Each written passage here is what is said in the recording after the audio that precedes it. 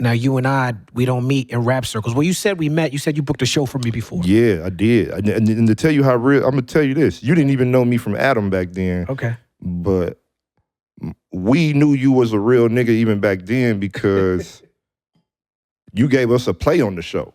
Okay. You know what I'm saying? And I think it might have been around the time you had the situation going with the Nazi shit or something. That's the whole time I've been on the internet. So this has to be in the internet era, but that's the whole time. So you was like, you was talking to my man Stretch, and he was like, yeah, man, normally it's this, but I'm feeling y'all energy, you know what I'm saying? Y'all handling business, I'll do it for this. And I was fresh off 106 in Park. We did it at this spot called the Old Rock House. It sold out. Lines was wrapped around the building. It was a good show. That show, even before you knew me like that, that show had did a lot for my momentum because they was like, how this nigga on 106 and bringing Kweli to St. Louis? You know what I'm saying?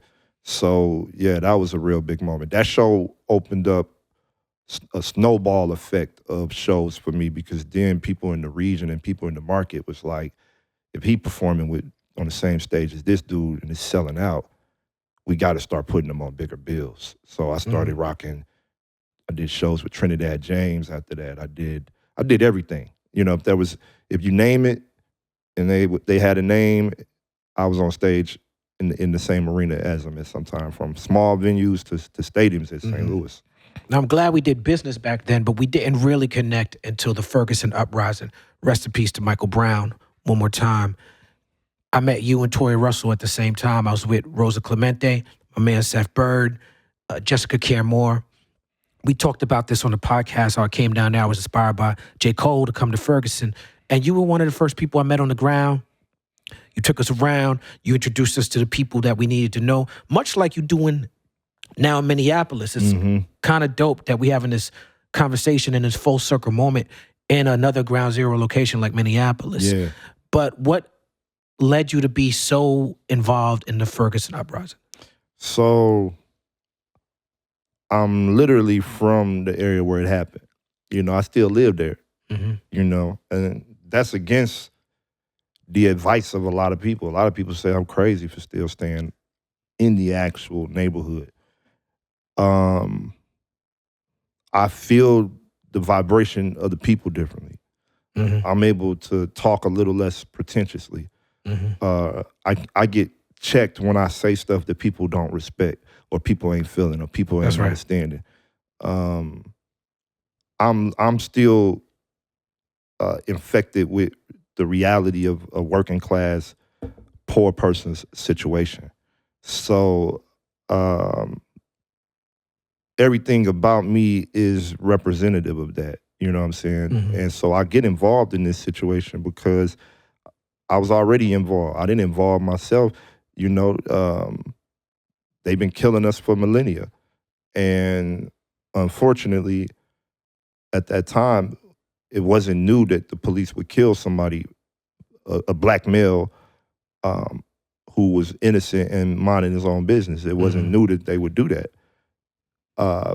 I've had cousins killed by the police. I've had friends killed by the police.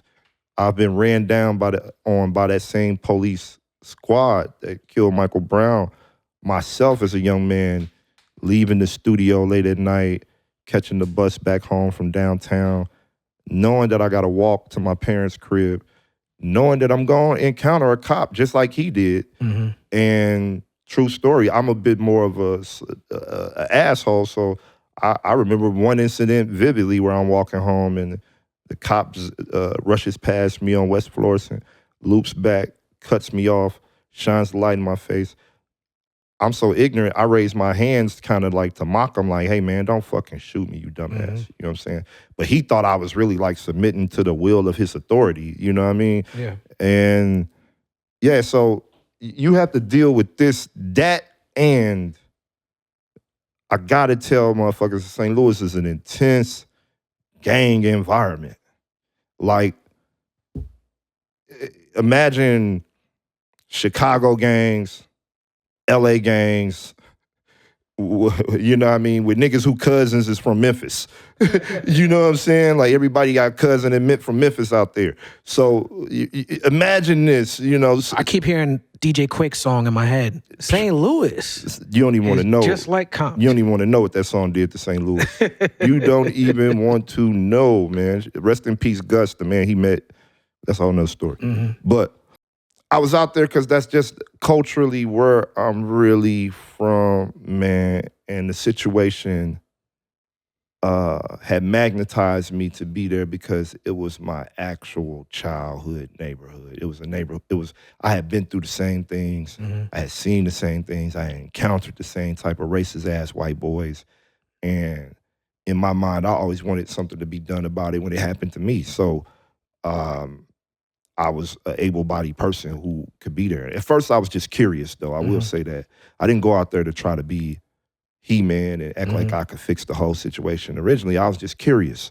And when I got there, you know, I started encountering what would later become a very revolutionary moment. Which side are you on?